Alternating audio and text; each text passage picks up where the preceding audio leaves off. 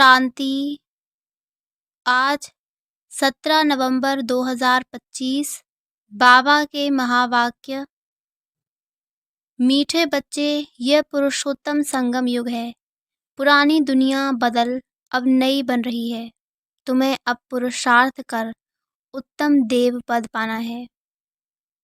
मीठे बच्चे, यह पुरुषोत्तम संगम युग है। पुरानी दुनिया बदल अब नई बन रही है। तुम्हें अब पुरुषार्थ कर उत्तम देव पद पाना है। प्रश्न: सर्विस एबल बच्चों की बुद्धि में कौन सी बात सदैव याद रहती है? उत्तर: उन्हें याद रहता कि धन दिए धन ना घुटे, इसलिए वह रात दिन नींद का भी त्याग कर ज्ञान धन का दान करते रहते, थकते नहीं। लेकिन अगर खुद में कोई अवगुण होगा तो सर्विस करने का भी उमंग नहीं आ सकता है। ओम शांति। मीठे मीठे रूहानी बच्चों प्रति बाप बैठ समझाते हैं। बच्चे जानते हैं परमपिता रोज रोज समझाते हैं, जैसे रोज रोज टीचर पढ़ाते हैं। बाप सिर्फ शिक्षा देंगे, संभालते रहेंगे, क्योंकि बाप के तो घर में ही बच्चे रहते हैं। माँ बाप साथ रहते हैं। यहाँ तो यह वंडरफुल बात है। रूहानी बाप के पास तुम रहते हो। एक तो रूहानी बाप के पास मूल वतन में रहते हो, फिर कल्प में एक ही बार बाप आते हैं बच्चों को वर्षा देने व पावन बनाने, सुख व शांति देने। तो जरूर नीचे आकर रहते होंगे। इसमें ही मनुष्यों का मुंझारा है। गायन भी है, साधारण तन में प्रवेश करते हैं। अब साधारण तन कहाँ से उड़कर तो नहीं आता, जरूर मनुष्य के तन में ही आते हैं। सो भी बताते हैं, मैं इस तन में प्रवेश करता हूँ। तुम बच्चे भी अब समझते हो, बाप हमको स्वर्ग का वर्षा देने आए हैं। जरूर हम लायक नहीं हैं, पतित बन गए हैं। सब कहते भी हैं, हे पतित पावन आओ, आकर हम पतितों को पावन बनाओ। बाप कहते हैं, मुझे कल्प कल्प पतितों को पावन करने की ड्यूटी मिली हुई है। हे बच्चों, अब इस पतित दुनिया को पावन बनाना है। पुरानी दुनिया को पतित, नई दुनिया को पावन कहेंगे। गोया पुरानी दुनिया को नया बनाने बाप आए हैं। कलयुग को तो कोई भी नई दुनिया नहीं कहेंगे। ये तो समझ की बात है ना। कलयुग है पुरानी दुनिया। बाप भी आएंगे जरूर, पुराने और नए के संगम पर। जब कहाँ भी तुम ये समझाते हो तो बोलो, ये पुरुषोत्तम संगम युग है। बाप आया हुआ है। सारी दुनिया में ऐसा कोई मनुष्य नहीं जिसको ये पता हो कि ये पुरुषोत्तम संगम युग है। जरूर तुम संगम युग पर हो, तब तो समझाते हो। मुख्य बात है ही संगम युग की, तो पॉइंट्स भी बहुत ज़रूरी हैं। जो बात कोई नहीं जानते वह समझानी पड़े। इसलिए बाबा ने कहा था ये जरूर लिखना है कि अब पुरुषोत्तम संगम युग है। नए युग अर्थात सतयुग के चित्र भी हैं। मनुष्य कैसे समझें कि ये लक्ष्मी नारायण सतयुगी नई दुनिया के मालिक हैं? उनके ऊपर अक्षर जरूर चाहिए, पुरुषोत्तम संगम युग। ये जरूर लिखना है, क्योंकि यही मुख्य बात है। मनुष्य समझते हैं कलयुग में अभी बहुत वर्ष पड़े हैं, बिल्कुल ही घोर अंधियारे में हैं, तो समझाना पड़े नई दुनिया के मालिक ये लक्ष्मी नारायण हैं। यह है पूरी निशानी। तुम कहते हो इस राज्य की स्थापना हो रही है। गीत भी है, नवयुग आया, अज्ञान नींद से जागो। ये तुम जानते हो। अब संगम युग है, इनको नवयुग नहीं कहेंगे। संगम को संगम युग ही कहा जाता है। यह है पुरुषोत्तम संगम युग, जबकि पुरानी दुनिया खत्म हो और नई दुनिया स्थापन होती है। मनुष्य से देवता बन रहे हैं, राजयोग सीख रहे हैं। देवताओं में भी उत्तम पद है ही इन लक्ष्मी नारायण का। यह भी हैं तो मनुष्य, इनमें दैवी गुण हैं, इसलिए देवी देवता कहा जाता है। सबसे उत्तम गुण है पवित्रता का। तब तो मनुष्य देवताओं के आगे जाकर माथा टेकते हैं। ये सब पॉइंट्स बुद्धि में धारण उनको होगी जो सर्विस करते रहते हैं। कहा जाता है धन दिए धन ना घुटे। बहुत समझानी मिलती रहती है। नॉलेज तो बहुत सहज है, परंतु कोई में धारणा अच्छी होती, कोई में नहीं होती है। जिनमें अवगुण हैं वह तो सेंटर संभाल भी नहीं सकते हैं। तो बाप बच्चों को समझाते हैं प्रदर्शनी में भी सीधे सीधे अक्षर देने चाहिए। पुरुषोत्तम संगम युग तो मुख्य समझाना चाहिए। इस संगम पर आदि सनातन देवी देवता धर्म की स्थापना हो रही है। जब ये धर्म था तो और कोई धर्म नहीं था। यह जो महाभारत लड़ाई है उनकी भी ड्रामा में नूंद है। ये भी अभी निकले हैं, आगे थोड़े ही थे। 100 वर्ष के अंदर सब खलास हो जाते हैं। संगम युग को कम से कम 100 वर्ष तो चाहिए ना। सारी नई दुनिया बननी है। न्यू दिल्ली बनाने में कितना वर्ष लगा? तुम समझते हो भारत में ही नई दुनिया होती है, फिर पुरानी खलास हो जाएगी। कुछ तो रहती है ना, प्रलय तो होती नहीं। ये सब बातें बुद्धि में हैं। अभी है संगम युग। नई दुनिया में जरूर ये देवी देवता थे, फिर यही होंगे। यह है राजयोग की पढ़ाई। अगर कोई डिटेल में नहीं समझा सकते हैं तो सिर्फ एक बात बोलो, परमपिता परमात्मा जो सबका बाप है उनको तो सब याद करते हैं। वह हम सब बच्चों को कहते हैं तुम पतित बन पड़े हो, पुकारते भी हो हे पतित पावन आओ। बरोबर कलयुग में है पतित, सतयुग में पावन होते हैं। अब परमपिता परमात्मा कहते हैं देह सहित ये सब पतित संबंध छोड़ माँ में कम याद करो तो पावन बन जाएंगे। ये गीता के ही अक्षर हैं। है भी गीता का युग। गीता संगम युग पर ही गाई हुई थी जबकि विनाश हुआ था। बाप ने राजयोग सिखाया था, राजाई स्थापन हुई थी, फिर जरूर होगी।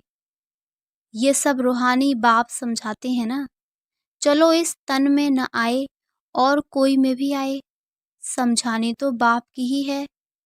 हम इनका तो नाम लेते नहीं हैं, हम तो सिर्फ बतलाते हैं। बाप कहते हैं मुझे याद करो तो तुम पावन बन और मेरे पास चले आएंगे। कितना सहज है, सिर्फ मुझे याद करो और 84 के चक्र का ज्ञान बुद्धि में हो। जो धारणा करेगा वह चक्रवर्ती राजा बनेगा। यह मैसेज तो सब धर्म वालों के लिए है। घर तो सबको जाना है, हम भी घर का ही रास्ता बताते हैं। पादरी आदि कोई भी हो, तुम उनको बाप का संदेश दे सकते हो। तुमको खुशी का बहुत पारा चढ़ना चाहिए। परमपिता परमात्मा कहते हैं माँ में कम याद करो तो तुम्हारे विकर्म विनाश होंगे। सबको यही याद कराओ।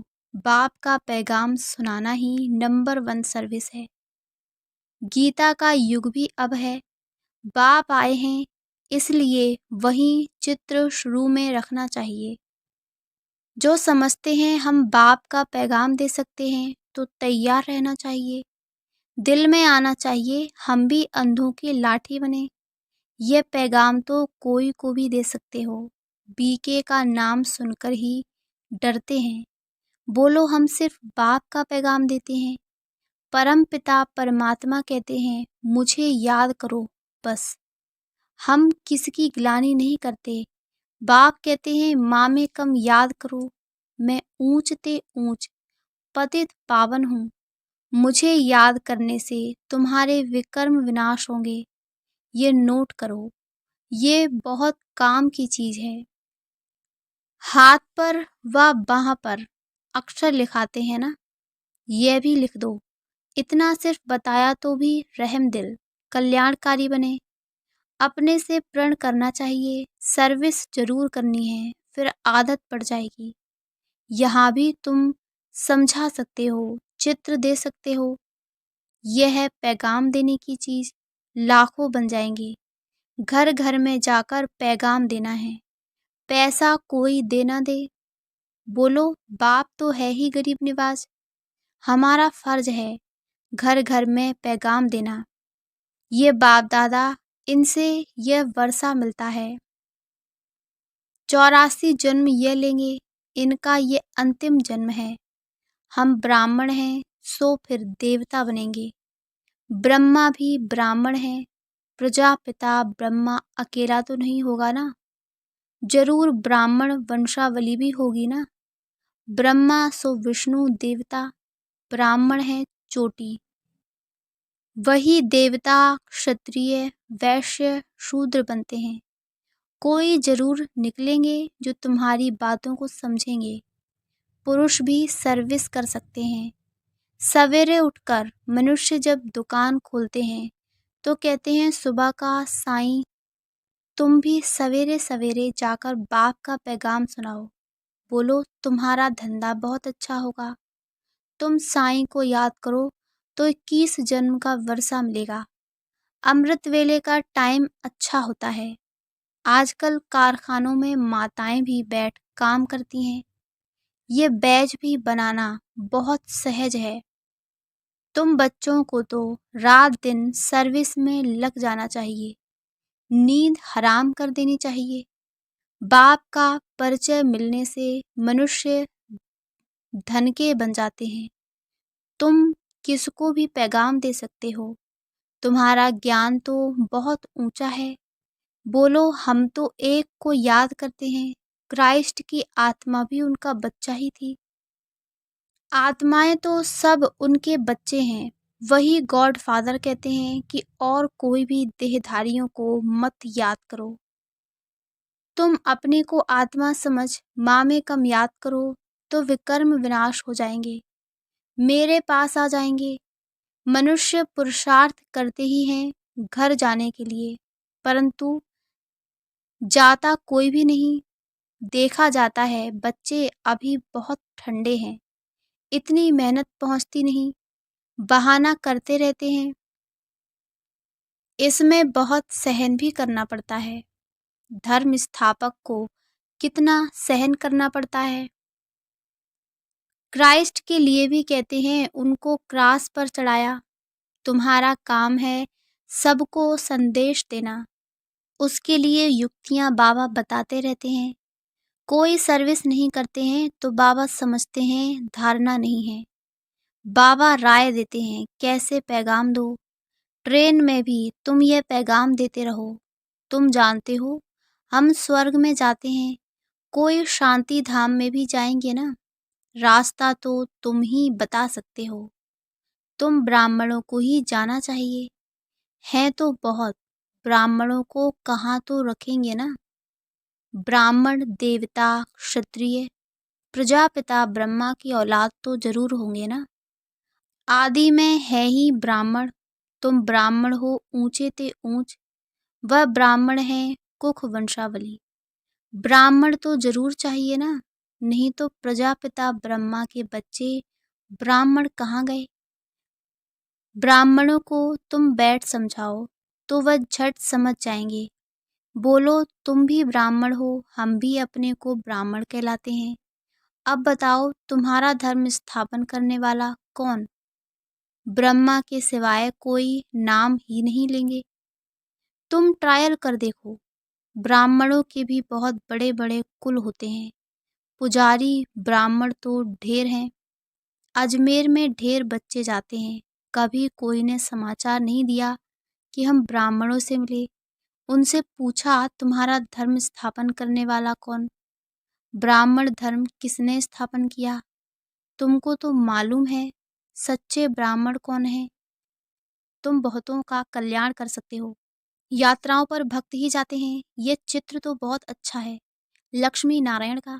तुमको मालूम है जगत अम्बा कौन है, लक्ष्मी कौन है। ऐसे ऐसे तुम नौकरों भीलनियों आदि को भी समझा सकते हो। तुम्हारे बिगर तो कोई है नहीं जो उन्हों को सुनाए। बहुत रहम दिल बनना है। बोलो, तुम भी पावन दुनिया में जा सकते हो। अपने को आत्मा समझो, शिव बाबा को याद करो। शौक बहुत होना चाहिए किसको भी रास्ता बताने का। जो खुद याद करते होंगे वही दूसरों को याद कराने का पुरुषार्थ करेंगे। बाप तो नहीं जाकर बात करेंगे। ये तो तुम बच्चों का काम है। गरीबों का भी कल्याण करना है। बेचारे बहुत सुखी हो जाएंगे। थोड़ा याद करने से प्रजा में भी आ जाएं, वह भी अच्छा है। यह धर्म तो बहुत सुख देने वाला है। दिन प्रतिदिन तुम्हारा आवाज जोर से निकलेगा। सबको यही पैगाम देते रहो। अपने को आत्मा समझ बाप को याद करो। तुम मीठे मीठे बच्चे पद्मा पदम भाग्यशाली हो। जबकि महिमा सुनते हो तो समझते हो फिर भी कोई बात की फिक्रात आदि क्यों रखनी चाहिए। यह है गुप्त ज्ञान, गुप्त खुशी। तुम हो इनकॉग्निटो वॉरियर्स। तुमको अननोन वॉरियर्स कहेंगे और कोई अननोन वॉरियर्स हो नहीं सकता। तुम्हारा देलवाड़ा मंदिर पूरा यादगार है। दिल लेने वाले का परिवार है ना। महावीर, महावीरनी और उनकी औलाद, ये पूरा पूरा तीर्थ है। काशी से भी ऊंची जगह हुई। अच्छा, मीठे मीठे सिकी लदे बच्चों प्रति मात पिता बाप दादा का याद प्यार और गुड मॉर्निंग। रूहानी बाप की रूहानी बच्चों को नमस्ते। धारणा के लिए मुख्य सार। पहला, घर घर में जाकर बाप का पैगाम देना है। सर्विस करने का प्रण करो। सर्विस के लिए कोई भी बहाना मत दो। दूसरा, किसी भी बात की फिक्रात नहीं करनी है। गुप्त खुशी में रहना है। किसी भी देहधारी को याद नहीं करना है। एक बाप की याद में रहना है। वरदान, कल्याणकारी बाप और समय का हर सेकंड लाभ उठाने वाले निश्चय बुद्धि निश्चिंत भव।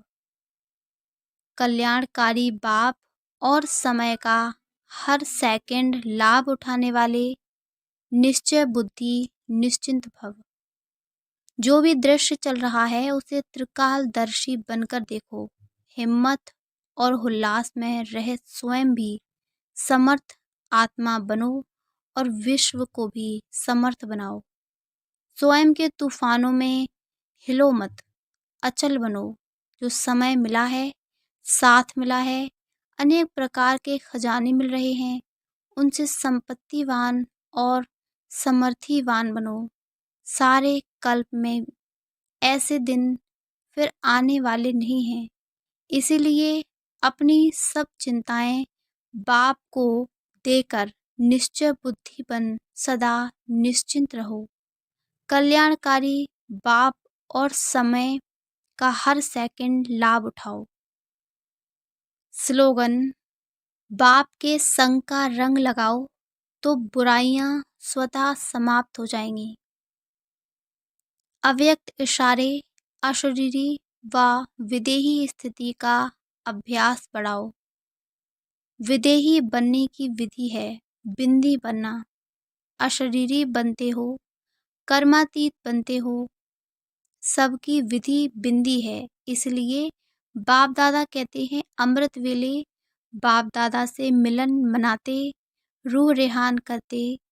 जब कार्य में आते हो तो पहले 3 बिंदियों का तिलक मस्तक पर लगाओ और चेक करो किसी भी कारण से ये स्मृति का तिलक मिट तो नहीं जाता है। अविनाशी अमिट तिलक रहे हैं। अच्छा, ओम शांति, ओम शांति, ओम शांति।